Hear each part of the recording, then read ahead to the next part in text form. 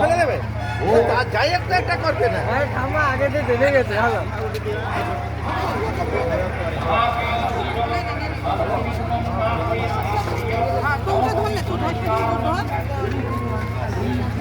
প্রায় 1.5 kilometre line পড়েছে, ভক্তদের সমাগম দেখে খুব আনন্দের বিষয়। মায়ের কৃপা সবই।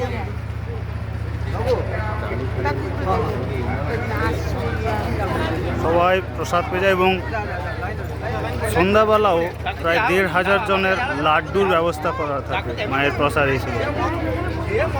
এখানকার আগরওয়ালের বিখ্যাত লাড্ডু প্রায় 1,500 জনের মায়ের প্রসাদ হিসেবে সন্ধ্যাবেলার প্রসাদ ব্যবস্থা করা হয়ে থাকে।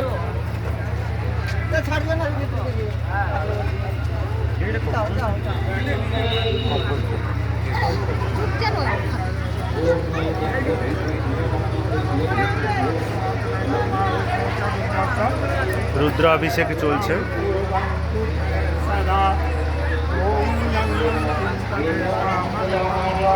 বেনারস থেকে পণ্ডিতরা এসছেন, মিথিলার থেকে বৈদিক পণ্ডিত, সব ভক্তরা বসে আছেন।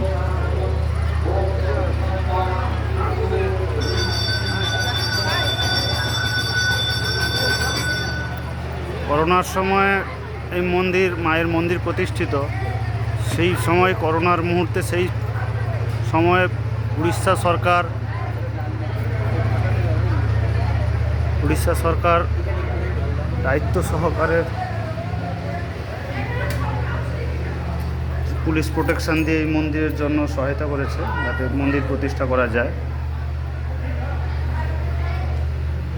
সেই সময় এবং উড়িষ্যা সরকার খুবই সহায়তা করে থাকেন।